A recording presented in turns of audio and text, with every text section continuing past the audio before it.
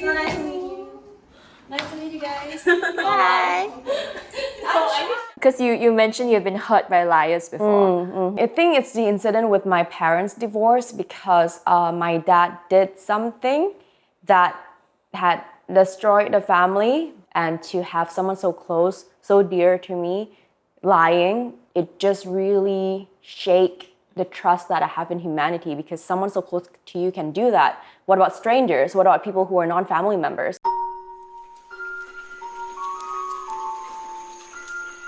Yay! I'm so excited to have Vanessa here. Woo! When I was watching The Apprentice, right, season 1 and then season 2, I think I've never screamed so hard when you won. Like, I was literally on the edge of my seat at the last episode, and I didn't want to fast forward it for myself, and I was like, okay. And then when Chatri pointed at you, I was like, ah! So I'm so excited to have you here. She's the real Team Vanessa. I am like #Team Vanessa. So thank you so much for being here. Happy to be here. And if our audio and video is a little bit crispier today, it's because I have my good friends at Muse, which is a multimedia production company, and they're doing the audio and the video and the entire production here today. They have been working for 25 years with MNCs and luxury brands, and now they help creators and entrepreneurs like me, like us, tell better stories. So, yay! Okay, let's get into the conversation. Now, Vanessa, you are the CEO and co-founder of Jamulogy. It is a food tech company that produces high-quality Indonesian herbal drinks. Yeah. So before you even joined the show, The Apprentice, you're already like running your own business. So I'm actually really curious why you decided to send your application in. And like, walk us through the process. What were your thoughts there when you hit? Were there any doubts? Sure. This is a bit unconventional because Chatri did not know the reason why. Okay, when I first watched season 1, I knew that this competition was made just for me because I love obstacle races and I am a big fan of business challenges, Shark Tank or the original Apprentice as well. I grew up watching it. I personally think that Chatri is someone interesting to work with and to learn from. And He's kind of scary though. He's scary, but he reminds me of my mom. So it's just having another parental figure at work, just in a professional way. And I just thought it would be a great experience, especially when I'm already in this ecosystem of startups, of venture capitalists, right? And venturing into a new industry could mean a lot of things as well. And I was open because at that point in time, Jamulogy was either going to continue with a stagnant growth, or I need to onboard new different co-founders and go aggressively and scale up. After my second casting call with the production company that produces The Apprentice, that's when I met my boyfriend. Oh, And really? my boyfriend is Singaporean and he is in Singapore. Wait, as in like you flew here to get I cast- get to know him during that point in time. It was around October 2022. Oh my god. And they haven't announced whether I would make it to the show because they were just screening through a lot of thousands of applicants. Oh my god. And the moment I'm like, oh my god, this might be the one for me, might be the love of my life. I'm like, I need to be in Singapore 1,000, 100,000,000%. Oh my gosh. And it's just like, I do not have any other choice. I have to make it to the show and try to win. Really.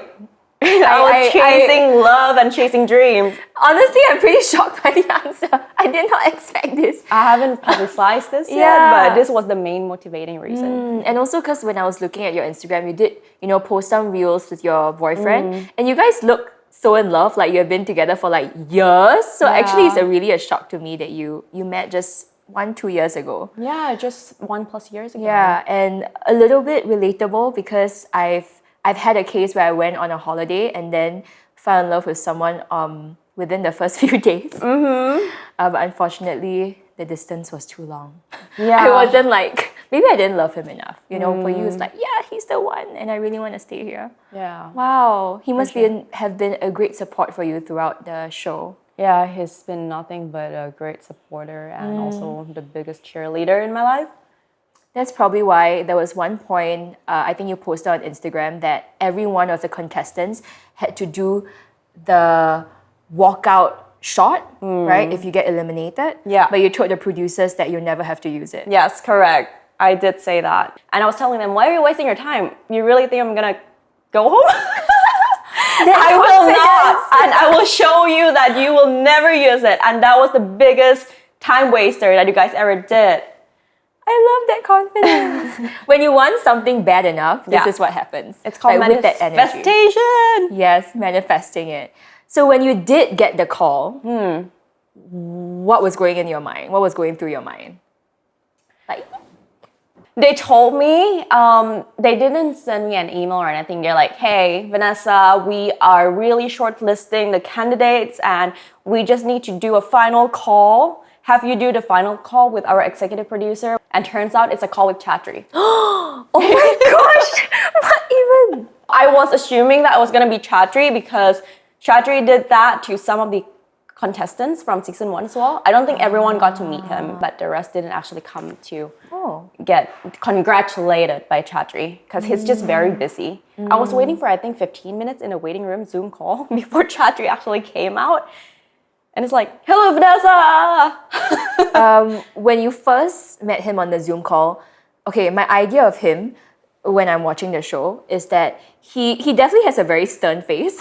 Yeah. He's very scary. Yeah. Like, you know, in season 1, the famous, you bombed, like, he's scary. It's very tense. Of course, they put in like audio effects to make it scarier, but he also does have like a vulnerable side to him, an empathetic side to him, which he really shows in the boardroom as he shares his stories of the past. I'm curious, what was your first like real impression of him when you meet him in this Zoom call for the first time? Wow, the only thing I remember was his glaring stare. That was it. He looked like a tiger. Yeah, he does. An Asian tiger dad. Yeah, but he was smiling when he was on the call and he's like, Vanessa, thank you for your time. I just want to take this opportunity to quickly congratulate you to make it on the show. In your mind, was it like immediate yay, success, or like, oh my goodness, I have to prepare, what's gonna happen? What was going through your mind?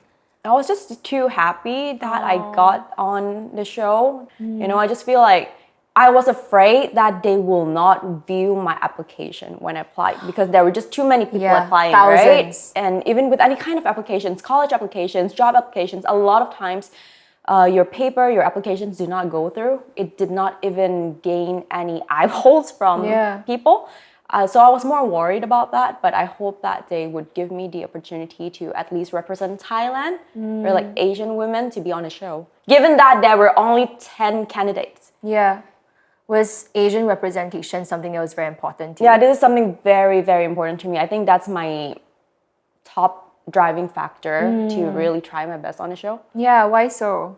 I feel like a lot of times how the media portray a reality show or competition, I have not seen that many Asian, especially Asian women who have gone far or like have been a little bit more outspoken. I think it's just culturally we are a little bit more shy, more polite compared to any other contestants from all over the world. That's something Chatri also said to me. He's like, last year Thailand didn't do so well, but you really gotta be yourself on a show and just show the world who Vanessa is. He told me during the first call with him. That's really good advice. I mean, I agree, right? When I watch reality shows, usually the Asians are the one that don't go very far. And just generally speaking, I do realize that like Western people, they really say what's on their mind. They are very opinionated. A friend of mine shared with me how one of his bosses that's really high up in a company in Singapore, he's Asian. He is really confident, but when he flew to the US to do a board meeting with other counterparts, and they're all like Western, he actually felt that fear of speaking up. Yeah, so you could be the most confident in a country where you are seeing people like you, but when it comes to seeing other people that are different from you, suddenly that fear might come up. So I think it's super brave that you're representing Thailand, representing Asian women, and kicking ass in the show, winning the show, which is like spoiler amazing. alert.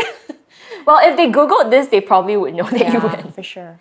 Yeah, so as an Asian woman myself, I'm very inspired by your journey.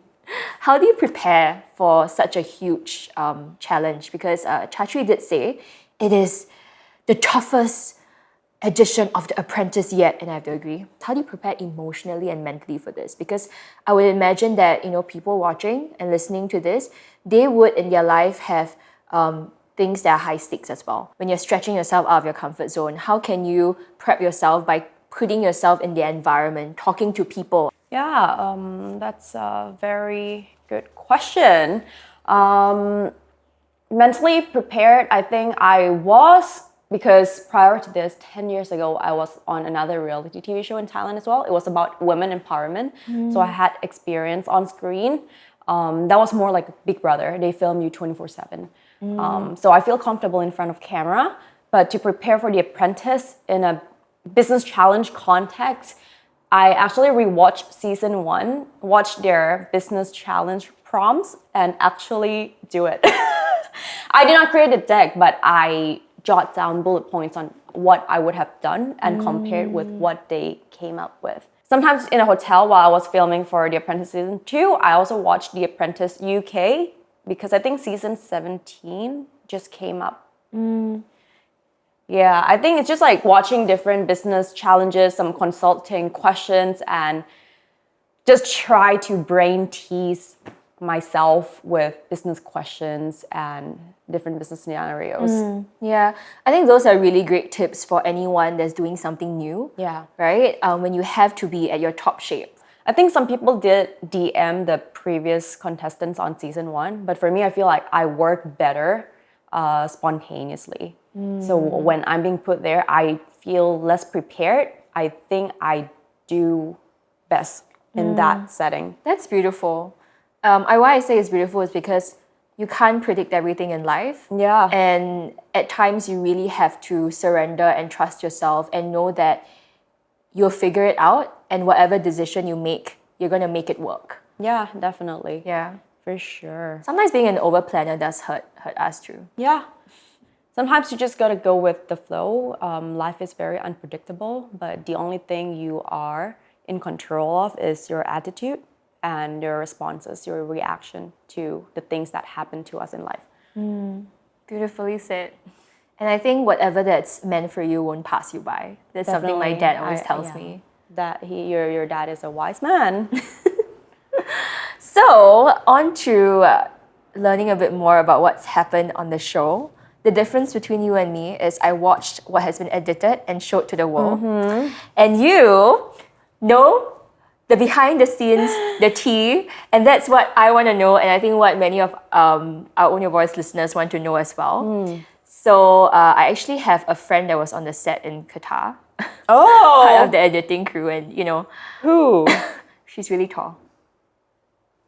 Who? Oh! Yeah, so she's a good friend of mine. She's amazing. Yeah, so she was like, "Oh my gosh, girl, that's so much tea. I will tell you when we meet." I'm like, "No, I'm meeting Vanessa tomorrow." I'm like, "Okay, you know what? I'm just gonna hear it from her." So we're gonna hear it from you, right? I think maybe let's just talk about this. The environment, the setting, the vibes. What's the key difference, or if there's a difference, between what we see online and on the show? I do think big kudos to the production team for editing everything and creating a very beautiful storyline for each character's development. The total filming period took around 2 months, and to fit everything in that 2 months into 8 episodes of 45 minutes, Yeah. a lot of things actually happened that weren't shown on the screen. If you were to choose one significant moment that isn't shown on screen that you think is worth sharing, what would it be? I definitely think it's when we work on certain business challenges because there's a lot of change dynamic, the way we discuss things, right? When there were conflicts and when we did resolve the conflicts behind the scene, these parts weren't shown. So when it comes to the boardroom, the pitch room, or elimination, from what you see on TV, it shows a lot of maybe hatred, anger, towards another person, the other team. But I So think even though it is- was resolved, it could have been cut out. yeah, for sure, for sure. So are you friends with Lisa now? Lisa and I, no, I have to tell you, Lisa and I actually like Lisa more than some of the other candidates on the show. That's crazy because literally in the last boardroom, or I think one of the last boardroom meetings, you're like, we won't contact each other again after the show. I was like, damn. When we were there, okay, when it really happened in real time, I actually felt that way. And I think she also didn't like me. Whatever was portrayed was real. It was that intense. We just both did not like each other. We were the top two, right? And Qatari sponsors did bring us on like a fine dining dinner on the top of National Museum of Qatar. And that's when I was like, this is so awkward. I did not want to have a dinner date with Lisa. So it was only the two of us and we just had to be there. I can't believe they did not film this. They did Why? not film This is so it. They did important. not film it. It was so romantic. And of all the people that could be there, it was Lisa. And she's Oh my French. God. Gotta make it more romantic. How was the dinner date? Initially, it was awkward, but I think Lisa was more smooth with her interaction. Lisa was telling me her side of the story of what actually went down, things with Gonzalo, the case where he cheated, he's being dishonest, and like why she did what she did. And she shared more about her stories of what made her the person she is today. I think I respect her in being authentic and being real about who she is. And I think seeing that side of her that no one else had seen made me empathize more with her. You know, in the end, we're all humans and we are here to win because there could only be one winner. Sometimes people just like do whatever it takes to win. But it is in these moments where people do whatever they take to win. It's when your true values and philosophies show, Correct. right? That's when your true character show. Yeah, Yeah. definitely for sure. That's what Chatri says as well. Because there were no rules at all. You can throw people under the bus, you can backstab the other person. There's no rules that say you cannot do that. So you can do whatever you want, but the consequences, the outcome will really depend because that might show certain character of yourself and Chatri will take that into consideration. So for me, I would always hold on to integrity because my mom would always tell me it's very important. Sometimes you feel like you can take shortcuts to success, but when no one is watching, do the right thing. Even if it takes you longer to get to where you want to be. If you backstab people, if you lie, you cheat, you steal, you will not feel peace.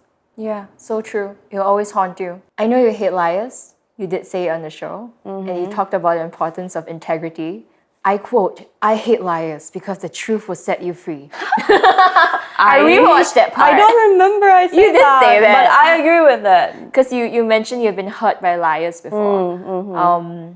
Was there a significant incident that really sealed this value into you, integrity? Yeah, I think it's the incident with my parents' divorce because my dad did something that had destroyed the family, but then even after all these years, he still hasn't come clean about it. I don't understand why it's so hard for him to just admit his mistake and be like, okay, I'm sorry about it, this happened.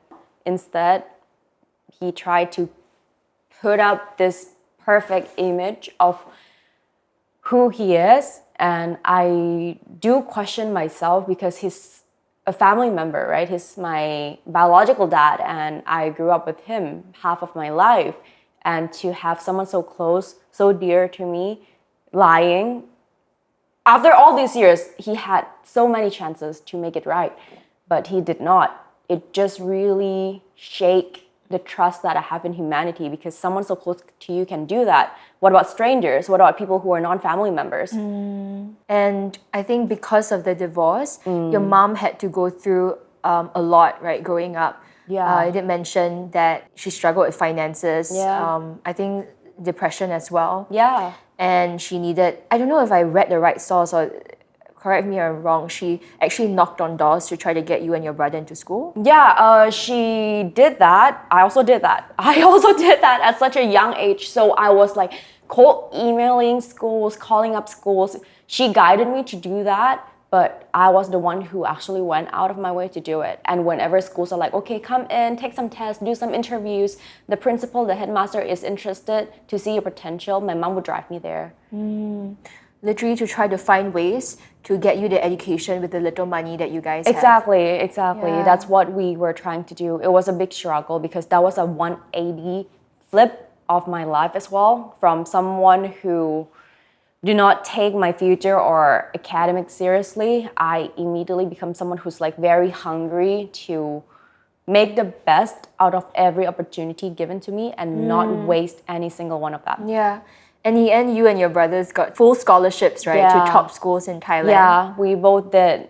We did not have to pay a single penny, and that was a huge relief for my mom. My mom was in a very bad place after my parents' divorce. I think I said this before to Chadri, but it wasn't aired onto The Apprentice. My mom thought of committing a suicide. She planned to just like kill both me and my brother and end her own life, to just end all suffering, because she just didn't see the light. She didn't see hope. She still shared this story to a lot of her friends and just as a living testimony to people, you know, because we were in a very bad place, especially for her. Without the support from her family and also from anyone else, she was in a foreign country in Thailand. She's not Thai. Oh, she grew up in Indonesia, yeah. And she married my dad. So without the right support system and still having to care for me and my brother, I knew that she was under a lot of stress and pressure because she is so determined to provide the best future for both me and my brother. It's just mother instinct. Yeah. I think this story, your mother's story, is a beautiful testament to the phrase, which is that in the darkest moment, the human spirit can be the strongest. You and your brother and your mother's human spirit, she had the darkest thoughts, but in the end, she chose to maybe rely on that one bit of trust and faith that everything will be okay, and she fought so hard for you and your brother to be where you are today, which is crazy. I can't believe they didn't put this on Apprentice, but like, I think this shows exactly why you're so gritty and you're so hard and you're so like you made it to the top. Yeah, Right? And when you really want something, for sure. you get it done because you needed to do that in the past, literally for your life, literally for your future. I mean, you sharing this, I feel like your life as a child was harder than The Apprentice. Yeah, I agree. Or my entrepreneurial journey with Jamology as well. I'd say sometimes we only see the success path of successful people, but oftentimes there's so many other incidents or occasions where all we received were rejections. Yeah. And that were like the darkest moments of our life, which will never be talked about normally because people often want to portray the success story of like why this person get to where they are today. But oftentimes the struggles, their true journey, aren't being talked enough. Yeah, and with gemology as well, I read an article that in the early days, you raised funding from families and VCs, and you built your first factory from scratch. Yeah. And you lost, I think, about almost $1 million of $1 all million, that money, yes. not knowing how to pay your staff or like survive. So in those darkest moments where I can imagine almost feels like you are like struggling to stay afloat, but how do you then strike the balance between getting things done and having faith? How do you pick yourself up from those like really low moments? I'd say I still struggle, especially I think Jamology days were one of the darkest days in my life because it happened during COVID and we couldn't see each other. And you're allowed to go to the factory, but then it's just so many safety measurements and everything. And running it on my own, being a solo founder, I had my mom's support as well, but it was a very lonely journey. It's just too much, too overwhelming. Yeah, and that's why like I'm wondering, in such an environment, what was it that kept you going? I didn't have much hope. I didn't even have the time and capacity to think of it. During my Jamology days, I had to just push through every single day because I was just exhausted and burned out. I think that is something I should have taken a step back to reflect more, but we didn't have the luxury of time because everything has to happen. We had to pay rent. Each day you let pass by is another day you're paying rent of the factory, of the space, of your employees, everything. So it's just about balancing how to really get the work done and also like care for your mental well-being. Yeah. But you can't also just give everything up and go on a sabbatical, because you have responsibilities. Owning a company, starting a business is like having a family. And that's even bigger than your family because you have employees to care for. They also have families and children to feed. So it's not just about yourself. It shows that you really stuck by your business and your employees even when times get hard, right? And I think it's so beautiful that that could be something that you held so closely to your heart because of your upbringing. Yeah. I'm wondering what eventually got you out of hot waters, like in terms of Jamology. During the third year of operations for Jamology, I got the company into a food tech accelerator program. I think through that was when I feel like there's more sense of community, that I'm not alone, because there were also other founders. A lot of them were women, and they also shared their struggles about how everything is. I feel like I'm not alone. And I think knowing that there's someone out there that you can reach out to who can relate to you and empathize with you is just a huge stepping stone for me to get myself out of it. And also, thankfully, when COVID becomes more of a norm, the market picks up itself, and I and my team managed to identify as an opportunity for the US market, and now US market is actually our biggest market. So that was a good place. But I definitely think that we all need to have something that we hold on to in life. During COVID, during my time with Jamology, my faith was also shaken, because I am Christian, right? And I believe life here is temporary, but then like what we do is permanent. There's always a reason why things happen the way it is, and each person has their own journey that Yeah, and maybe there's we always might a not bigger plan. understand. Yeah. For me, I think my struggle, the character molding period during Jamology really set myself for success for The Apprentice. I really think the whole journey, the whole struggle, learning how to manage people better, learning how to be a better leader. I learned so much. I wasn't a good leader initially because I had my way of doing things, but it had humbled me greatly. And knowing that any level of success can be taken away from you in just the blink of an eye is just mind-boggling to me. So the most important thing for me is just the impact on how you make people around you feel. It's about what you do for the world. You want to leave the world better than when you come in. I do not know how to say that. I forgot, but yeah. I remember Chachi had this beautiful quote that's one of my favorites, which is, at the end of the day, you can't take anything back. What remains is the people you have loved and the good you have done. Yeah. She said that in season 1, and I'm like, wow, that's so profound and so good. Was there ever a time that you were struggling so badly, but looking back, you're like, oh, that actually taught me something? I think everybody can reflect on that and realize that they have learned valuable lessons from the challenges they have had. Oh yeah, I really like the way you put it. Sometimes we're stuck in a situation, but that might just be 2%, 5% of what the grand plan is, right? And maybe we're not ready for the 100%. Eventually we'll get there. That's why we call life a journey. Yeah. Not a destination. Mic drop. I think that you sharing your journey with such vulnerability really explains the grit and also a little bit of the vulnerability that you have shown on the show. You're right, the editors did make the character growth there, but like to me as the viewer, what I see is that at the very beginning, you had your walls up, right? Yeah. You did say that your strategy is to like not show your cards, like, show that kind of tough side. And then over time, we see the layers of the onion peel, and you did share your journey a little bit. And you did share the importance of your values like integrity.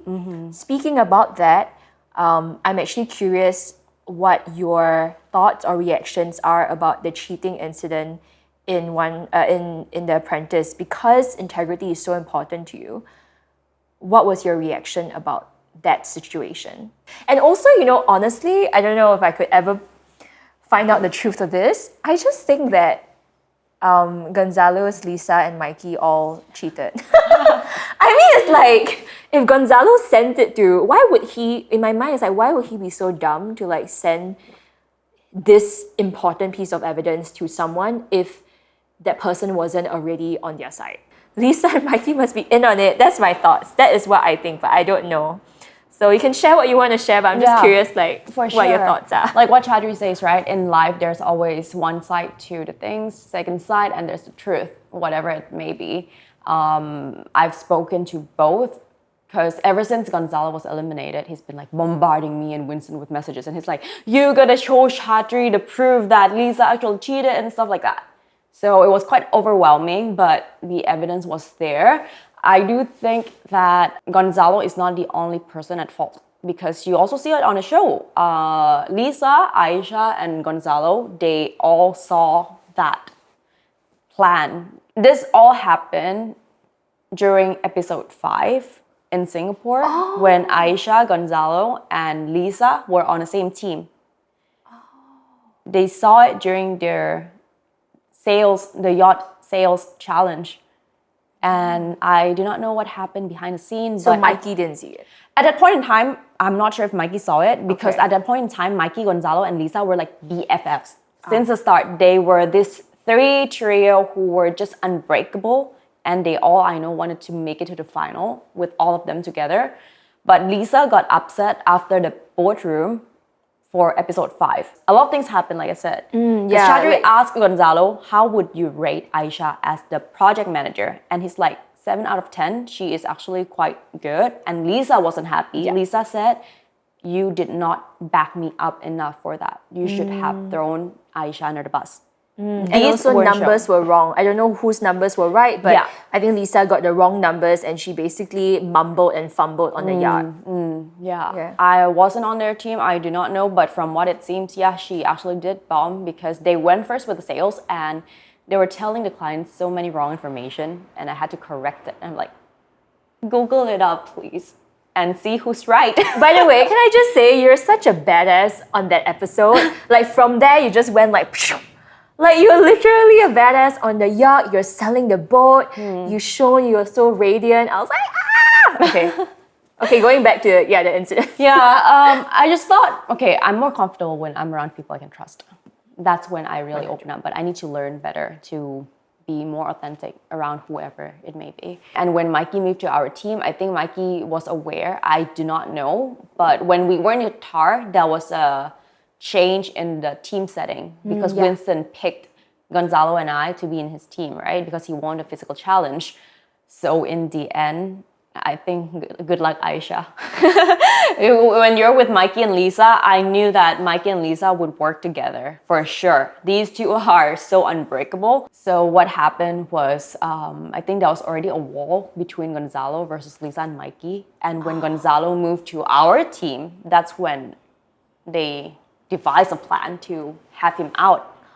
Because in episode 6, it was so close. The reality was Chadri preferred my team's strategy and everything.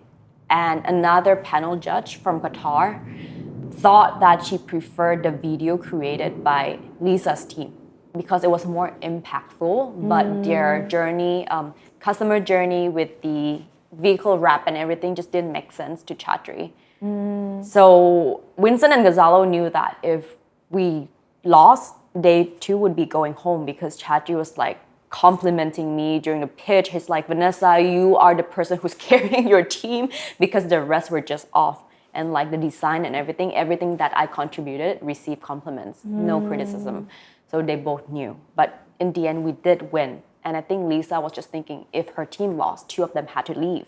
And maybe might as well just bring Gonzalo down. Damn. I know. But I do think that if any regular human being, if you are being thrown in his situation, Lisa and Aisha also saw the paper, saw the schedule, right? Why did they not come forward and admit it?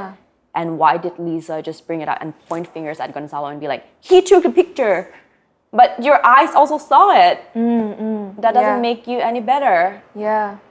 Aisha's face was the calmest of them all. She was just like, I never thought that she actually saw it.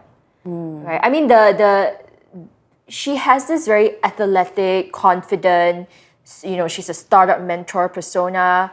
And that's why I never in my wildest dreams would think that she would cheat, We don't know. We don't know if she actually used that information. I mean, if Gonzalo sends it and, the person opens the WhatsApp messages, that's really considered seeing it, right? Yeah. But I think if someone is really, really truthful and holds integrity as a value, like at that very moment, immediately they would report it already, as opposed to texting Gonzalo, hey, you should report it, blah, blah, blah. It's like at that very moment, go and report it. Yeah, for sure. Yeah. This drama was between Lisa and Gonzalo. I don't think Aisha was involved. Aisha is more like a passive, side. yeah, Okay. I'd say. But in action is also an action. But honestly, Aisha is probably the least strategic person on the show. She's just very straightforward. She's just like, in it, I'm just gonna do what I'm being told and I will do my best. That's it. She wasn't really involved in any drama. But she was so calm because this scene was not shown. Chatri was like being very harsh on her and everything because he was questioning her leadership skill, because Mikey and Lisa were saying Aisha wasn't a good leader and she's been PM twice and she really flopped twice. So Chatri was just like really going hard on her. And I think she was so broke focused down on a that. little. Oh. Yeah, but they did not show that scene. I see. Because it was really brutal. Yeah. My heart went out to her. I'm like, oh my God, Aisha, are Was you it? okay? It was really brutal. Yeah. Because Chachi was like asking her, like, is the reason why you left your startup because you got kicked out as the CEO and founder? It was like a lot of really brutal questions. Yeah. I really feel tense. I know, but they didn't show that part. That was also a scene in episode 5 when Chatri really told off Mikey in a very harsh way. It was just like argument, back and forth, half an hour, nonstop. Mikey didn't stop talking. Mikey kept on arguing and didn't listen because Chatri was told by the production crew that Mikey and Lisa were being rude to them. But these were not really technically part of The Apprentice. It's not really part of the business challenge, right? So they cut it out. But Chatri was like telling them nonstop, and Mikey was very upset. Lisa was very upset as well. Do you see them being rude to the production staff? I do see them being loud and like it's just Mikey being Mikey, because he has ADHD as well. But sometimes it's just like them shouting at the crew in a joking manner. But I think mannerism in Asian culture versus Western culture might look different. Oh, that's true. Yeah, because most of the production crew are Asian, and I don't think they appreciate what Mikey and Lisa behave towards them. Okay.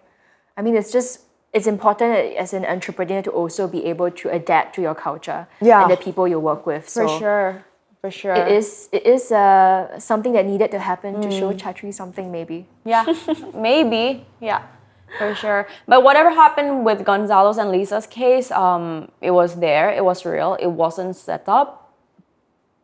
But the only difference is that might be different side of the stories. Okay. I just hope that the person who accidentally put the paper there is fine. I'm like, oh gosh, a little flip up. It's a pretty major one. But well, I mean, it created additional drama for the show. So maybe it all worked out. And well, apart from the drama, it is an incident that showed someone's character. I want to talk a little bit about being able to show authenticity and vulnerability on the show, right? I think that was an important aspect that Chatri kept mentioning to you. And even to the last interview, you did share how as an Asian female entrepreneur, sometimes you can't show everything. You can't be emotional because people might see you as not credible, or they'll question you as a leader. I guess we're conditioned to believe that we have to show a certain side, like a masculine version of ourselves. How do you navigate that while still being authentic and hold integrity to who you are?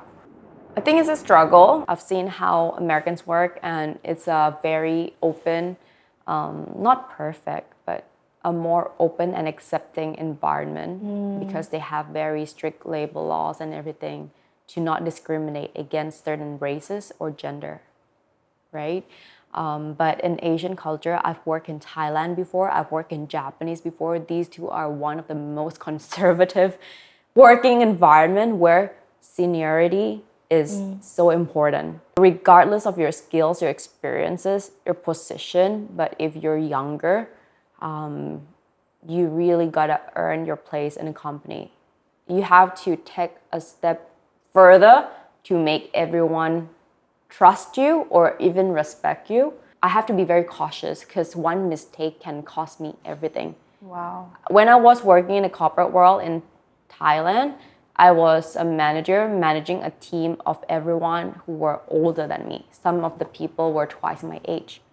So that was a little bit of a struggle. Sometimes communication is key. And there was also a time that I had to go to my director or even the vice president just because I'm younger and maybe I wasn't being taken seriously. So I think because of these experiences, I always feel like I need to put up the perfect figure with certain level of authority so that people would take me seriously. I think that that's not being inauthentic though. I feel like it's being adaptable. Authenticity is you staying true to your values. Adaptability is how you communicate those values in different environments. And sometimes we have to highlight the more formal, maybe like leader vibe of us, and maybe like dampen the fun or the emotional personality in certain environments. And sometimes we're able to show both. I think it really depends on the environment you're in. Yeah. I'm wondering for anyone that is young, right? Or looks young, right? Because I feel as Asians, we don't raise in. So like sometimes we just look young as well. Are there any advice or tips that you give these people, especially if they're working in such a traditional environment where seniority is important? Quit your job. I'm joking. But I Choose an environment. I do think, Yeah, I agree with choosing. you. I think your environment plays a significant part of your success or what will shape your life journey. So I think even with your career and everything, sometimes you cannot take an action immediately, but do plan ahead on what steps you need to take in order to get out of that. So I think it takes so much awareness of yourself and the environment. Like, Yeah. do you know what your gifts are? What environment you work best in? I think knowing yourself and then knowing the values of the company, the environment you're working in, the person that's heading the company, right? Yeah. That's very important.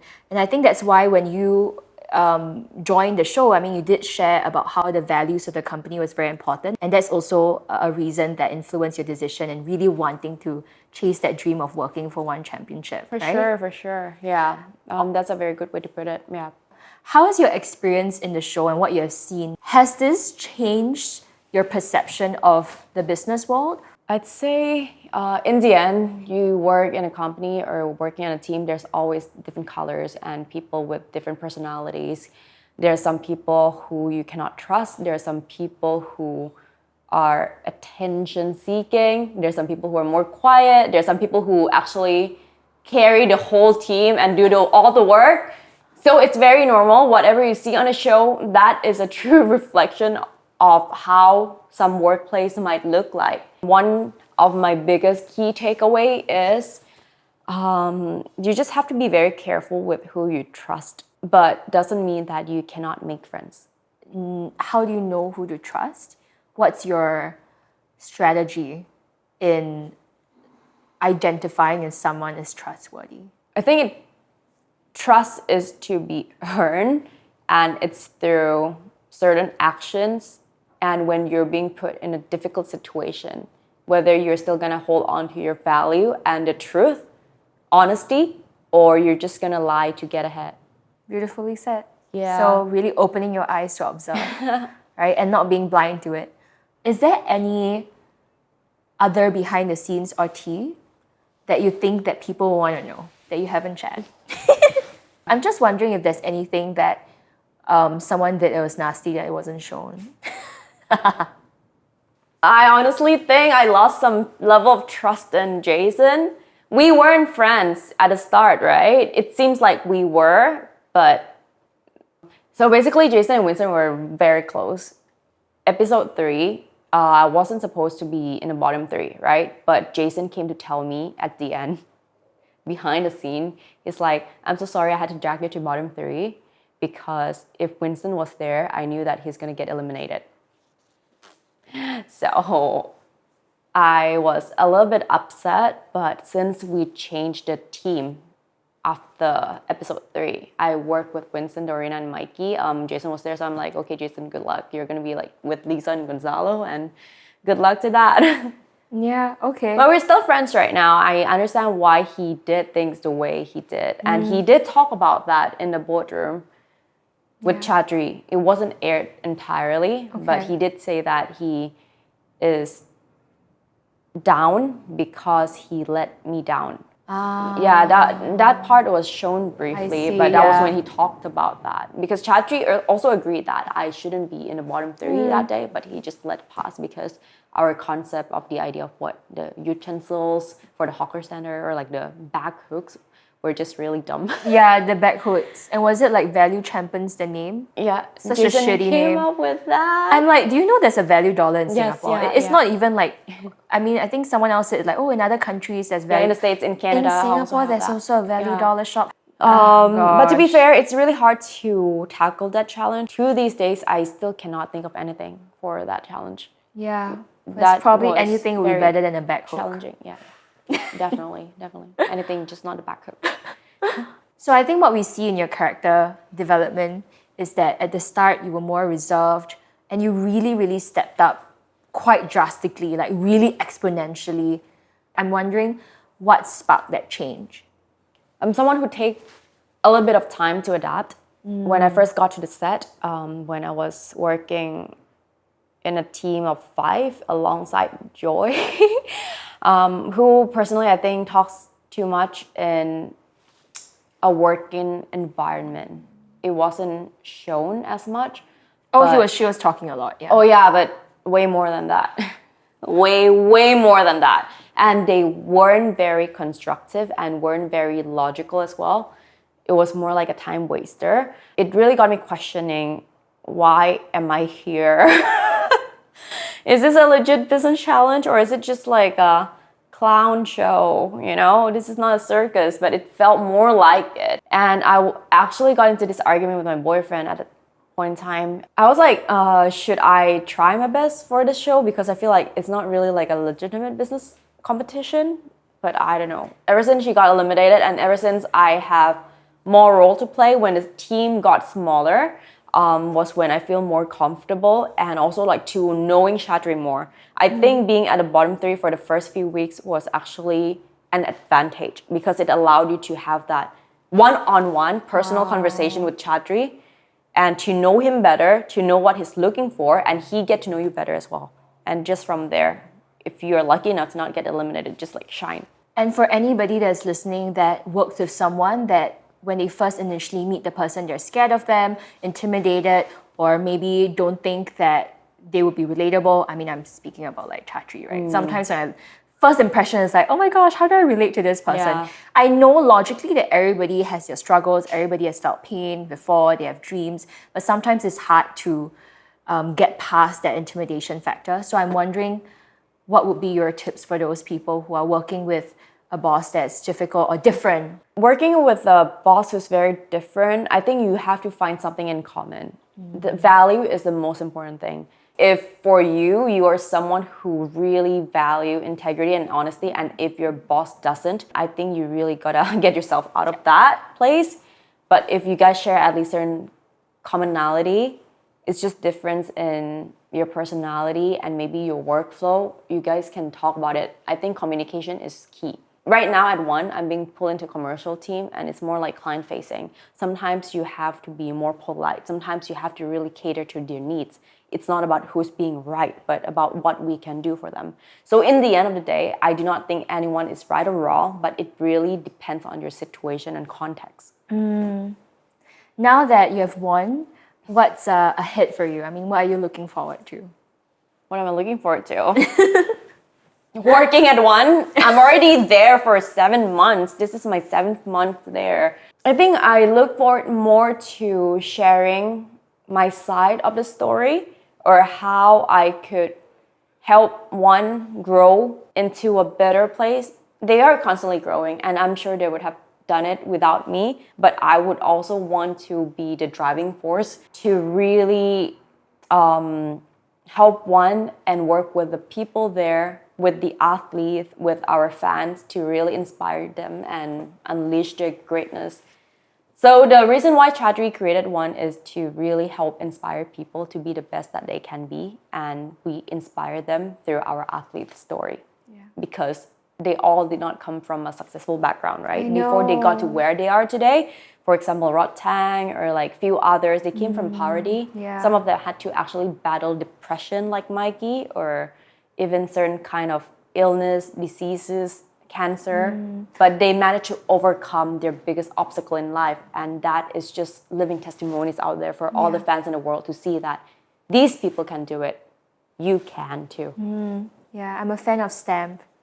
Massive fan. I'm always like looking at her reels. I think her story is amazing. Just going to her father's makeshift boxing place in Thailand to now being a triple champion. It's incredible. And still being so authentically her, dancing, walking. She's the only person that I've seen walk in and dance like a K-pop dance every time. Like, it's incredible. Everyone who works at One loves Stam. Stam is she has such a great personality, very humble, very fun to be around with. Last year, what made me cry was when Angela gave her the... Yeah, that was a moment of, wow, that was so teared. dramatic. I was there and all the emotions being displayed there were so real and authentic. Because Stam is such a huge fan of Angela.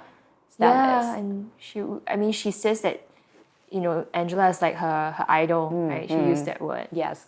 So and to be able to see that connection when they don't even speak the same language, right? I'm getting goosebumps because I think that's the beauty of connection. Yeah, I totally agree with that. The last question I have is, what's a successful life to you? Successful life. I talked about this with Chatri during the interview last episode. A successful life for me is when you feel peace and fulfillment. When you do good to other people.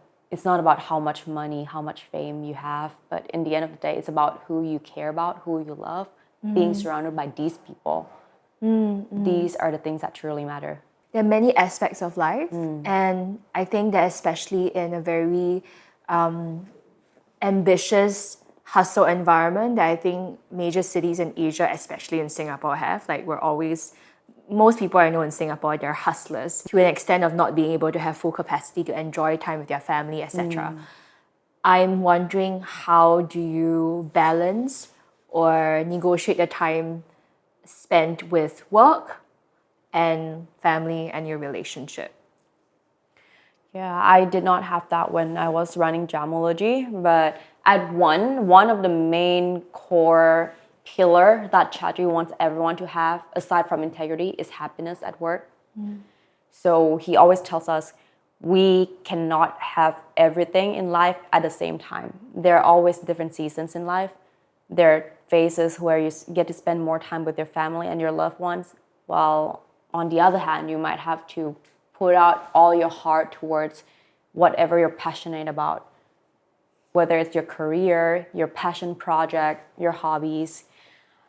So it's just a matter of priority, and you have to be clear and set a boundary for it. And at the end of the day, I think it goes back to the quote that we mentioned, right? Which is that you can't take anything back. And I think it's very important to ground yourself of why you're even living in the first place. I think it's so beautiful that happiness in the workplace is important for Chatri. It's amazing that he's such a hard worker. Yeah. But he also thinks happiness is very important. For sure. Yeah, so I think that makes a great working environment. Definitely, right? yeah. We have the 7 main values of One Championship, right? But then like internally, we have these 5 things: integrity, passion, happiness, humility, I think. Can't remember, but happiness is one of it. I was surprised when I first heard of it, because I'm like, happiness? What do you mean? I thought you care only about the results or like how well we perform at work. But he wants us to be able to spend time with family, but also be passionate about our work as well. Whether it's with working with the athlete or towards martial arts, changing the world, whatever that may be. But happiness is very important for Chatri and a lot of the other leaders in the company. Finally, what is a message that you have for any ambitious boss babes out there, or dudes, okay? Like whoever is ambitious and wants to do their best in life, what's your message for them?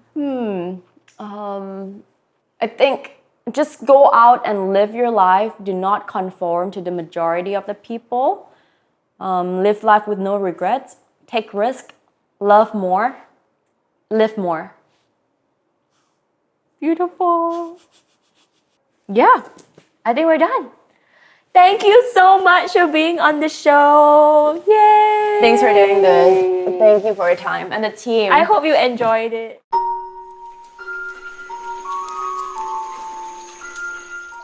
Hey guys, I hope you enjoyed this conversation with Vanessa. Join me, Ray, for more Own Your Voice HTHT conversations on Spotify as I bring on guests who are in the spotlight, unveiling their hidden struggles in their career, relationships, and life. I also share some real advice on how to level up your life on the podcast. Also, our lovely episode partner Muse has an amazing series, Muse Talks, on YouTube, where they bring on a diverse array of guests within the media and other industries, delving deep into their stories that shape their professional and personal lives. Links are in the caption. See you there!